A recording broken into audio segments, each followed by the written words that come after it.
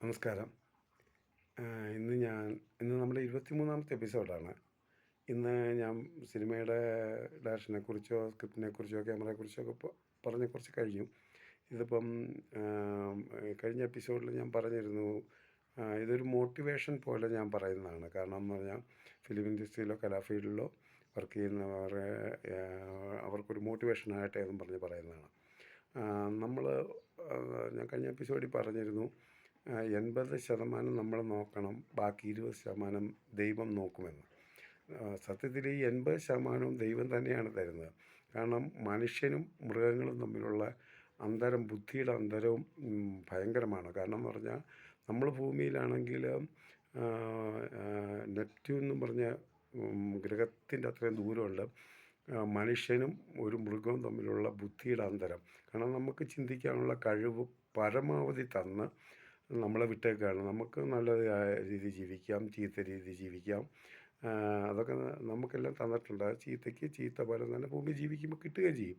അതുപോലെ തന്നെയാണ് കലാഫീൽഡും. കാരണം 750 കോടി ജനങ്ങളാണ് ഭൂമിയിലുള്ളത്.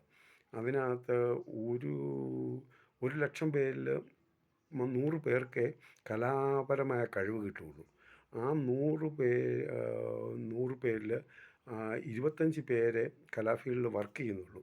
അതിലൊരു 10 പേര് എസ്റ്റാബ്ലിഷ് ആവുന്നുള്ളൂ. ഈ ലോകത്തിലെ കലാകാരന്മാരെ എടുത്തു നോക്കുക, കൂടി വന്നാൽ ഒരു 10,000 പേര് കൂടുതൽ ലോകം അറിയപ്പെടുന്നവരായിട്ടില്ല ഈ ലോകത്ത് മൊത്തം എടുത്താലും. കാരണം എന്ന് പറഞ്ഞാൽ അവരെങ്ങനെ പോയി എങ്ങനെ നീങ്ങി എന്നുള്ളതാണ്. കാരണം ഒരാൾക്ക് ഉദാഹരണം പാടാനൊരു കഴിവ് കിട്ടുക. ആ പാടാനുള്ള കഴിവ് എത്ര പേർക്കുണ്ട്? ഒരുപാട് പേർക്കുണ്ട്. പക്ഷേ അതിൽ നിന്ന് നല്ലപോലെ പാടാൻ കഴിവ് കിട്ടിയേക്കുന്ന ഒരു 1,00,000 പേരിൽ 100 പേർക്കേ ഉള്ളൂ. അതിൽ 10 പേരെ എസ്റ്റാബ്ലിഷ് ആകുന്നുള്ളൂ. അവരതിന് വേണ്ടി സ്ട്രെയിൻ എടുക്കുകയോ ഒക്കെ ചെയ്യും. ഉദാഹരണം ഞാൻ പറഞ്ഞു കഴിഞ്ഞാൽ, ഞാൻ നടൻ രതീഷ് സാറിൻ്റെ കൂടെ അദ്ദേഹത്തിൻ്റെ അവസാന കാലഘട്ടങ്ങളിൽ മൊത്തം ഒരുപാട് കാലം വർഷങ്ങളോളം ഞാനുണ്ടായിരുന്നു. അദ്ദേഹം എന്നോട് പറഞ്ഞതെന്ന് പറഞ്ഞാൽ, അദ്ദേഹം പറഞ്ഞ കേട്ടോ, ഞാനല്ല പറയുന്നത്, ഞാനും മമ്മൂട്ടിയൊക്കെ ജോയ്സ ട്രെയിൻഡാണ്. ഞങ്ങൾ അഭിനയിക്കാൻ കഴിവുണ്ട്, പക്ഷേ ഞങ്ങളൊക്കെ സ്ട്രെയിൻ എടുത്തൊക്കെയാണ്. പക്ഷേ മോഹൻലാൽ എന്ന് പറഞ്ഞ നടനെ എവിടെ കൊണ്ടിട്ടാലും അദ്ദേഹം അഭിനയിക്കുകയൊന്നും വേണ്ട, പഠിക്കാൻ വേണ്ട, ട്രെയിൻ ചെയ്യേണ്ട, അയാൾ അങ്ങനെ തന്നെ വരും. ഈ ചാണകക്കുഴി കൊണ്ടുപോയി ഈ രത്നം വിട്ടാലും അത് ഈ കലാഭവൻ മണി സാറിനെ കുറിച്ചും പറഞ്ഞ അങ്ങനെയാണ്. അദ്ദേഹം ഹാസ്യം ചെയ്യും കലാഭവൻ സാർ, പക്ഷേ അദ്ദേഹത്തിൻ്റെ കഴിവുകൾ വേറെ രീതിയിലാണ്. പക്ഷേ മോഹൻലാൽ ഞങ്ങളുടെ കൂടെ ഇരിക്കുമ്പം ചെയ്യുന്ന ഹാസ്യങ്ങൾ ഞങ്ങൾ ഓർത്തോർത്ത് ചിരിക്കും. അത്ര ഹാസ്യം ചെയ്യുമായിരുന്നെന്ന്. അത്ര ടാലൻ്റുകളാണ്. എന്ത് ചെയ്താലും അത് ഭയങ്കര ഒരു ഇതായിരുന്നു എന്ന് പറഞ്ഞിട്ടുണ്ട്. അതുപോലെ തന്നെയാണ് നമ്മുടെ കഴിവുകൾ എന്താണെന്ന് നമ്മൾ കണ്ടെത്തുക. ഇപ്പം പലരും രക്ഷപ്പെടാതെ പോകുന്നത് എന്താണെന്ന് എനിക്ക് അറിയില്ല. കാരണം എന്ന് പറഞ്ഞാൽ ഞാനിങ്ങനെ പറയാൻ പാടില്ല, എന്നാലും പറയുന്നത് തെറ്റില്ല. ആരും അങ്ങനെ പറയാറില്ല. കാരണം അതാണ് ഈ മലയാളികളുടെ ഏറ്റവും വലിയ ദോഷം. കാരണം എന്ന് പറഞ്ഞു കഴിഞ്ഞാൽ, എൻ്റെ ഈ നാട്ടിലൊരു വെട്ടിക്കൽ എന്ന് പറഞ്ഞൊരു കുടുംബക്കാരുണ്ട്. അവരിൽ ഞാൻ ഒരുപാട് പേര്, അവരിലൊരു 50% ആൾക്കാർക്കും നല്ലപോലെ പാടാൻ കഴിവുണ്ട്. ഞാൻ ചിന്തിച്ചിട്ടുള്ളൂ അവരിൽ ആരെങ്കിലും ഭയങ്കരമായി രക്ഷപ്പെടുമെന്ന്. കാരണം എൻ്റെ ക്ലാസ്മേറ്റാണ് അതിലൊരു ആൾ. അവനൊക്കെ അവന് വിക്കാണ്, പക്ഷേ അവൻ പാടുമ്പോൾ ആ വിക്കൊന്നുമില്ല. പക്ഷേ നല്ലപോലെ കുറേ പേരുണ്ട് എനിക്ക് നല്ലപോലെ അറിയാം, നല്ലപോലെ പാടും. പക്ഷേ അവരെന്തുകൊണ്ട് അവരുടെ സാഹചര്യമോ സാമ്പത്തികമോ അവരതിന് വേണ്ടി സ്ട്രെയിൻ എടുക്കാത്തത് കൊണ്ടായിരിക്കും എന്ന് തന്നെ കരുതുന്നു. അതുകൊണ്ട് ദൈവം നമുക്ക് ഭയങ്കരമായ കഴിവുകളും ബുദ്ധിയും തന്നിട്ടുണ്ട്. അത് നമ്മൾ ഒരു ഗോറില്ലയോ ചിമ്പാൻസിക്കൊക്കെ മനുഷ്യൻ്റെ അത്രയും കഴിവുണ്ട്, ആനയ്ക്ക് കഴിവുണ്ട്, പാമ്പിന് വരെ. ഇതൊന്നും ചുമ്മാ പറയുന്നതാണ്. കാരണം തുണി കൊടുക്കാൻ പോലും അറിയാത്ത, കണ്ടിടത്ത് അതും ഇതൊക്കെ ചെയ്യുന്ന ഈ മൃഗങ്ങളും മനുഷ്യനും തമ്മിൽ ഒരുപാട് വ്യത്യാസമുണ്ട്. മനുഷ്യന് എല്ലാ കഴിവുകളും ദൈവം തന്നിട്ടുണ്ട്. നീ അത് വിനിയോഗിക്കൂ, നീ അത് നല്ല രീതിയിൽ വിനിയോഗിക്കൂ. അത് വിനിയോഗിക്കാൻ കഴിവെന്ന് തന്നത് ദൈവം ഇങ്ങോട്ട് വിട്ടേക്കാണ്.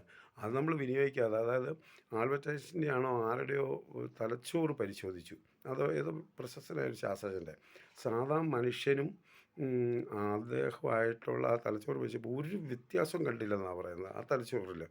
കാരണം എന്ന് പറഞ്ഞാൽ നമുക്ക് തന്നിട്ടുള്ള ബ്രെയിനിൻ്റെ 20% ഏറ്റവും വലിയ ശാസ്ത്രജ്ഞൻ പോലും ഉപയോഗിച്ചിട്ടുള്ളതെന്നാണ് പറയുന്നത്.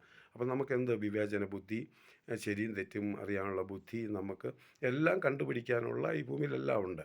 അതിൽ നിന്നെല്ലാം കണ്ടുപിടിക്കുക. അതുപോലെ തന്നെയാണ് കലാപരമായിട്ടുള്ള കഴിവുകളും. പേടിക്കുകയൊന്നും വേണ്ട. ഞാനതൊന്നും പറയുന്നതല്ല. ഞാൻ ഒരു നല്ല സിനിമ നല്ല രീതിയിൽ ചെയ്യണമെന്ന് വെച്ചാണ് ഞാൻ വെയിറ്റ് ചെയ്യുന്നത്. പക്ഷേ ഞാൻ തളർന്നു പോയ അവസ്ഥയൊന്നും ഇങ്ങനെയൊന്നും പറയാൻ പാടില്ല. എന്നാലും ഇങ്ങനൊരു മോട്ടിവേഷൻ പോലെ പറയുന്നതുകൊണ്ടാണ്. ഒരാളും ഒരു പക്ഷേ ഒന്നുമില്ലാതെ ഞാൻ പുറത്താക്കപ്പെട്ടവനാണ്. ഈ കഴിഞ്ഞ 1 മാസം മുമ്പ് ഞാൻ മെഡിക്കൽ കോളേജിൽ ഓക്സിജൻ മാസ്ക് ഇട്ട് കിടക്കുകയായിരുന്നു. അതും അന്നേരവും എന്നെ സ്നേഹിക്കാൻ കുറേ സുഹൃത്തുക്കൾ എൻ്റെ അമ്മയൊക്കെ ഉണ്ടായിരുന്നു. ഞാൻ അത് പറയുകയും ചെയ്ത് കൂട്ടുകാരായ അമ്മൂസ്, രാജേഷ്, ജാബിർ, ആം, കബീർ, അങ്ങനെയൊക്കെയുള്ള കുറേ പേര്, ലിയോ എന്നും പറഞ്ഞ് ഇത് ഡോക്ടർ ജനാർദ്ദനൻ സാർ വരെ എന്നെ ആ സമയത്ത് ഹെൽപ്പ് ചെയ്തു കേട്ടോ. ഇല്ലെന്ന് അതൊക്കെ നമ്മൾ ഓർക്കണ്ട. ബിബിൻ, അങ്ങനെയൊക്കെ കുറേ പേരെന്നെ സഹായിച്ചിരുന്നു. അപ്പം ഞാൻ വിചാരിച്ചു ഇങ്ങനെ സഹായിക്കാനാണല്ലോ, അമ്മ കൂടെ ഉണ്ടായിരുന്നു കേട്ടോ. അപ്പം അങ്ങനെയൊക്കെ ഉള്ളൊരവസ്ഥയുണ്ട്. എന്നിട്ട് അതിന് മുമ്പ് ഞാൻ പക്ഷേ ഇതിൻ്റെ ഇടയ്ക്ക് ഈ 2 കൊല്ലമായിട്ട് ഞാൻ 18, 19 ഷോർട്ട് ഫിലിമുകൾ ചെയ്തു.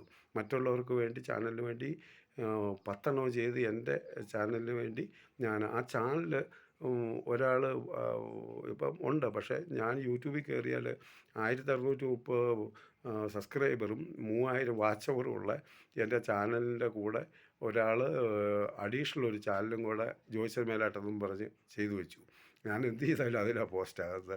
ഞാനതിലും തളർന്നില്ല. എൻ്റെ ഫേസ്ബുക്ക് എൻ്റെ പാസ്വേഡ് മാറ്റിക്കളഞ്ഞു. ഞാനതിലും തളർന്നില്ല. ഇപ്പം അതുകൊണ്ടാണ് ഞാൻ ഈ ഒറ്റയാഞ്ചി ജൂപ്പിള്ള എന്നുള്ള പേരിൽ തുടങ്ങേണ്ട വന്നത്. ജോയ്സൽ മേലാട്ടെന്നുള്ള ഭയങ്കര റീച്ചുള്ള, നല്ല ഫോളോവേഴ്സുള്ള ഒരു ചാനൽ എനിക്കുണ്ടായിരുന്നു, ഫേസ്ബുക്ക് ചാനൽ. അതുപോലും എന്നെ പക്ഷേ ഫേസ്ബുക്ക് ഭയങ്കരമായിട്ട് എന്നെ ഹെൽപ്പ് ചെയ്തു കേട്ടോ. അതാണ് ഞാൻ ഈ ഫേസ്ബുക്കൊക്കെ, നിങ്ങൾ ഒരിക്കലും മിസ്യൂസ് ചെയ്യരുത്. അവർ നിങ്ങളെ ഭയങ്കരമായിട്ട് പ്രൊമോട്ട് ചെയ്യും. കാരണം അവർ ചെയ്യുന്ന ഉപകാരങ്ങൾ നമ്മൾ ഞെട്ടിപ്പോവും. കാരണം എന്ന് വെച്ചാൽ അതുപോലെ യൂട്യൂബൊക്കെ നമ്മളെ ഭയങ്കര ഹെൽപ്പ് ചെയ്യും. കാരണം ഒന്നോർക്കാൻ, ഞാൻ രക്ഷപ്പെട്ടാൽ നിങ്ങൾ തകരില്ല, നിങ്ങൾ രക്ഷപ്പെട്ടാൽ ഞാൻ തകരില്ല. കാരണം ഫേസ്ബുക്ക് ഏകദേശം 300 750 കോടി ജനങ്ങളാണ് ഉള്ളത്. അതിൽ 350 400 കോടി പേര് അത് ഉപയോഗിക്കുന്നുണ്ട്. അവർക്ക് ആര് രക്ഷപ്പെട്ടാലും കുഴപ്പമില്ല. കാരണം അവർ നല്ല രീതിയിൽ അവർക്ക് പ്രോഗ്രാം കിട്ടിയാൽ മതി. ഞാൻ രക്ഷപ്പെട്ടാൽ എനിക്ക് രക്ഷപ്പെടാം. അതുകൊണ്ട് നിങ്ങൾക്ക് ദോഷം ഉണ്ടാകാൻ പോകുന്നില്ല, എനിക്കും ദോഷം ഉണ്ടാകാൻ പോകുന്നില്ല. അതുകൊണ്ട് നിങ്ങൾ തിരഞ്ഞെടുക്കുന്ന ആ മാർഗം അത് കൃത്യമായി പോവുക. അത് എൻ്റെ കാര്യങ്ങളൊന്നും പറയുന്നത് ഞാൻ വലിയവനാന്ന് പറയാം. 20 ഷോർട്ട് ഫിലിം എനിക്ക് ചെയ്യാൻ സാധിച്ചു. ഒരു സ്ക്രിപ്റ്റ് കംപ്ലീറ്റ് ചെയ്തു. അത് ഞാൻ തുടങ്ങി. അന്നേരം പല രീതിയിൽ നെഗറ്റീവ്, നല്ല 50 ലക്ഷമുള്ള പ്രൊഡ്യൂസറൊക്കെ ഉണ്ട്. പിന്നെ ഒരു രൂപയില്ലാത്ത അവസ്ഥ വന്നു. ഇപ്പോഴും എന്നിട്ട് എൻ്റെ നാട്ടുകാർ തന്നെയാണ് ഈ 19 വർക്കും ചെയ്തു, ഒരാളൊഴിച്ച് ബാക്കിയെല്ലാം. എന്നെ വിളിച്ചുകൊണ്ട് പോയി കഥ കേൾക്കുക, എൻ്റെ ബഡ്ജറ്റ് ഞാൻ ചോദിച്ചതിനേക്കാളും 10 ലക്ഷം കൂടുതൽ ഇടാമെന്നും പറഞ്ഞ്. പക്ഷേ അത് നെഗറ്റീവ് വശത്തിലേക്ക് പോകുമെന്ന് പറഞ്ഞപ്പം ഞാനിതുവരെ ഒരു പ്രൊഡ്യൂസറെയും തപ്പി നടന്നിട്ടില്ല. എന്നെ തപ്പി വന്നത് തന്നെയാണ്. അത് നല്ല രീതിയിൽ ആ ഫിലിം ചെയ്യണം എന്നുള്ളതുകൊണ്ടാണ് ഞാൻ വെയിറ്റ് ചെയ്യുന്നത്. അത് പറയാൻ കാരണം എന്ന് പറഞ്ഞു കഴിഞ്ഞാൽ, നിങ്ങളിലൊക്കെ ഒരുപാട് ടാലൻറ്റുകളുണ്ട്. നിങ്ങൾ ആ ടാലൻറ്റുകൾ എങ്ങനെ ഉപയോഗിക്കുന്നു എന്നുള്ളതാണ്. എങ്ങനെ നിങ്ങളുടെ ടാലൻറ്റ് എന്താണെന്ന് കണ്ടെത്തി വീണു പോകാം. പക്ഷേ അതിൽ നിന്ന് ഭയങ്കരമായ ചങ്കൂറ്റം വേണം ഇതിന്. ചങ്കൂറ്റം എന്ന് പറഞ്ഞാൽ, ഒരു കാലത്ത് എല്ലാം നഷ്ടപ്പെട്ട എനിക്ക്, ഞാൻ ചെമ്പരത്തി സീരിയലിൻ്റെ പോസ്റ്റ് പ്രൊഡക്ഷനിലായിട്ടാണ് അവസാനം 700 എപ്പിസോഡ് ഞാനാണ് പോസ്റ്റ് പ്രൊഡക്ഷൻ ചെയ്തത്. അപ്പോൾ എനിക്ക് ഒരു മാസം 60,000 രൂപ, അത് കേരളത്തിലെ ഏറ്റവും നല്ല കമ്പനിയാണ്. ഏറ്റവും കൃത്യമായി ആഴ്ച ശമ്പളം കൊടുക്കുന്ന ഒരേ ഒരു കമ്പനി എന്ന് പറയാം. പിന്നെ രഞ്ജിത്ത് സാറിൻ്റെ ഒക്കെയാണ്. അപ്പം ആ കമ്പനിയിലാണ് എനിക്ക് 60,000 65,000 രൂപ ശമ്പളം ഉണ്ടായിരുന്നു. ഞാനതിൽ നിന്ന് വിട്ടു വന്നിട്ടാണ് ഞാനിങ്ങനെ ചെയ്യുന്നത്. പക്ഷേ ഇതിനകത്ത് പണത്തിനൊന്നും, ഞാൻ നേരത്തെ പറഞ്ഞ പോലെ അതൊന്നും ആഗ്രഹിച്ചൊന്നും പോകണ്ട. അതൊക്കെ നിങ്ങളെ തേടി എല്ലാം വരും, എല്ലാം വരും. കാരണം നമ്മളെ ചെയ്യേണ്ട ജോലി നമ്മൾ ചെയ്യാം. ദൈവം നമുക്ക് അതിനുള്ള ബുദ്ധി, 80% നമുക്ക് അതിനുള്ള ബുദ്ധിയും കഴിവും എല്ലാം മനുഷ്യനും മൃഗവും തമ്മിലുള്ള വ്യത്യാസം വെച്ചാൽ മതി. അത് മൊത്തം നമുക്ക് തന്നു. നമ്മൾ തെറ്റിയത് നമ്മുടെ കയ്യിൽ, നമ്മൾ മണ്ടത്തരം കാണിക്കുന്നത് നമ്മുടെ കയ്യിലിരിപ്പാണ്. നമ്മൾ നല്ല രീതിയിൽ പോകേണ്ടത് നമ്മുടെ രീതിയിലാണ്. ഈ ഒരു കാലത്ത് സിനിമ ഭ്രാന്തെന്നൊക്കെ പറഞ്ഞ് എന്നെയും കളിയാക്കിയിട്ടുണ്ട്.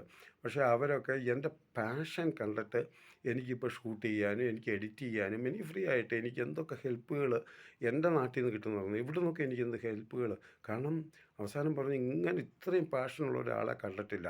കാരണം എനിക്ക് വേണമെങ്കിൽ മറ്റു രീതിയിൽ നല്ല രീതിയിൽ സാമ്പത്തികമായിട്ടൊക്കെ എനിക്ക് ഉണ്ടാക്കാൻ അറിയാം. പക്ഷേ എൻ്റെ പാഷൻ ഇതാണ്. എനിക്ക് 1-2 സിനിമകൾ നല്ല രീതിയിൽ ചെയ്യണം. അത് നല്ല സിനിമകളായിരിക്കണം. ഇവിടെ 10 20 സിനിമ ചെയ്തിട്ട് ആരും അറിയപ്പെടാതെ പോയവരുണ്ട്. 2 സിനിമ ചെയ്ത് ലോകം അറിയുന്നവർ, അങ്ങനെയൊക്കെ ഉണ്ട്. ഇത് മോട്ടിവേഷൻ പറയാൻ ഞാൻ ആളല്ല. പക്ഷേ ഞാൻ തളർന്നു പോകാതിരിക്കാൻ വേണ്ടി ഞാനങ്ങ് പറഞ്ഞെന്നേ ഉള്ളൂ.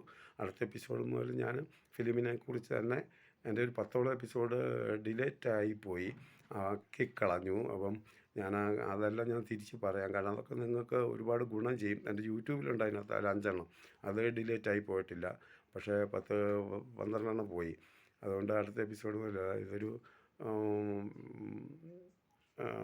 ഒരു എൻ്റെ അനുഭവങ്ങൾ പറഞ്ഞതേ ഉള്ളൂ. നന്ദി, നമസ്കാരം.